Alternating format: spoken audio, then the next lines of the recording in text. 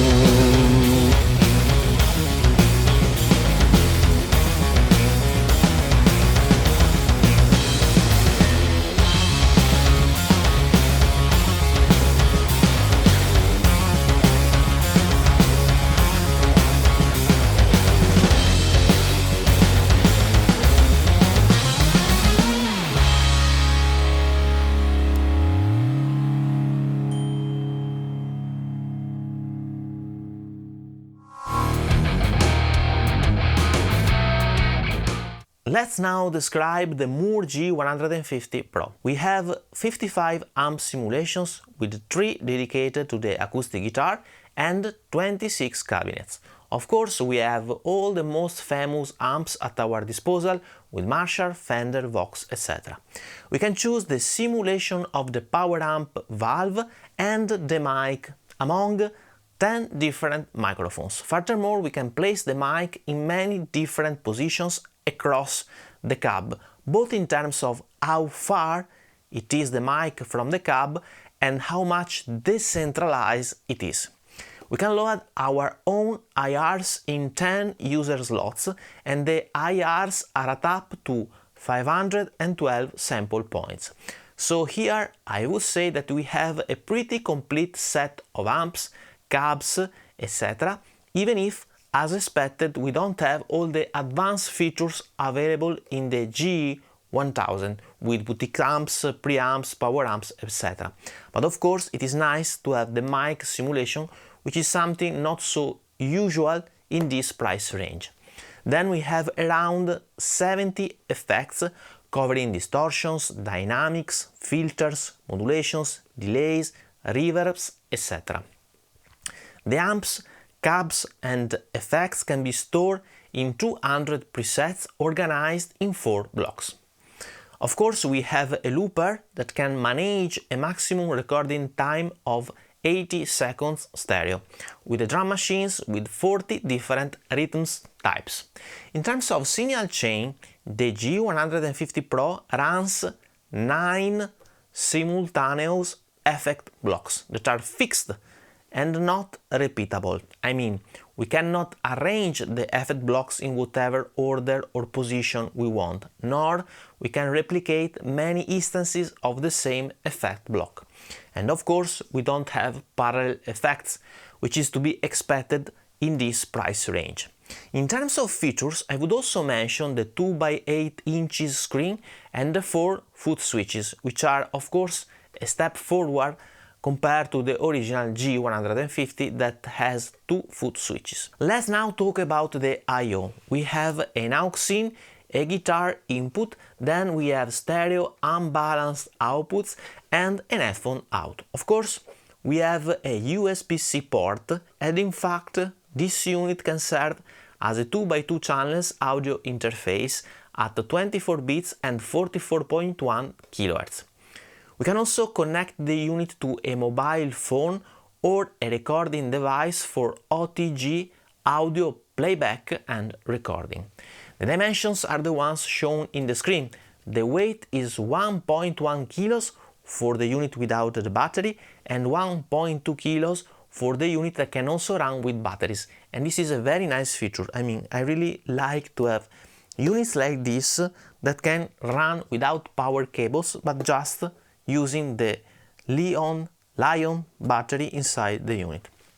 According to the inclusion of the battery, the unit draws 300 mAh or 1.5 ampere at 9 volts. The price is 171 or 199 euros for the battery-powered unit. Of course, the price is a bit higher compared to the original GE-150, but this new model offers more options indeed. Let's now hear some more sounds.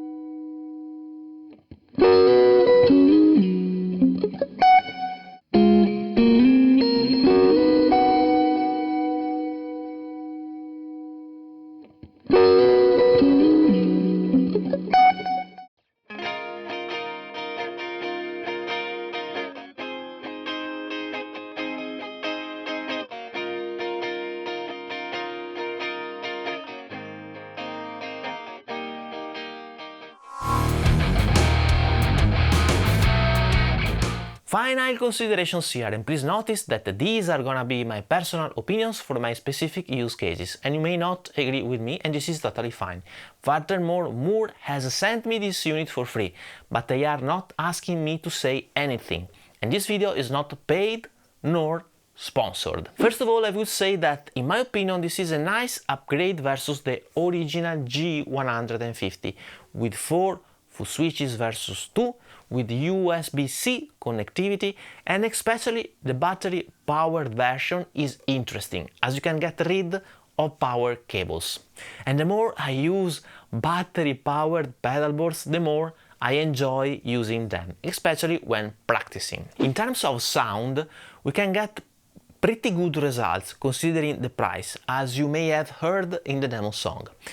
Here I would highlight the possibility to choose also the mic we want to use and its position across the cabinet. That sometimes is a feature missing even in more expensive units. And you know how much important I think is the mic position and its placement for our final tone. I would also mention that the unit is pretty easy to be used, and of course the computer app is intuitive and we can build and customize our signal chain without having to read the user manual. You know, at this price point it is always a problem for me to talk about cons, as you can always say, Leo, at this price point, what do you want more? But if I had to find something that can be improved, I would mention I like the clickable row of buttons below the effect chain, which mimic the signal chain and that provides us with the direct access to the effect blocks of the chain. Unfortunately, this is a feature not available in this unit, but only in the more expensive Mooer ones. Here we have just lights that show us which are the effect blocks activated, but that are not clickable to access the effect blocks. The second area of improvement I would mention is the fixed signal chain, where I would have appreciated the possibility to change the order of the effect according to my needs. The position of the effects in the chain is standard and in line with what I typically use, with compression, overdrive, amp, cab, noise gate, EQ, modulation, delay and reverb.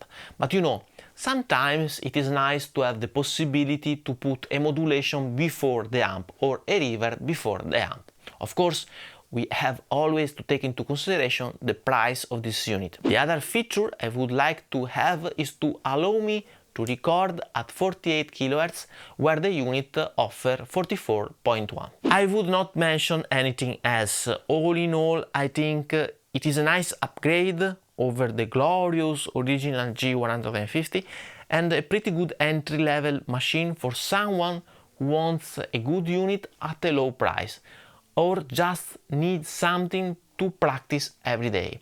Here, for practicing, to enhance our practicing experience, the battery power feature is really nice, as we don't need any power cable, but we can just plug our guitar and we can play. Now please let me know your precious and valuable opinions in the comment section below. It would be interesting to know which is the feature that for you is mandatory at this price point for an entry-level unit.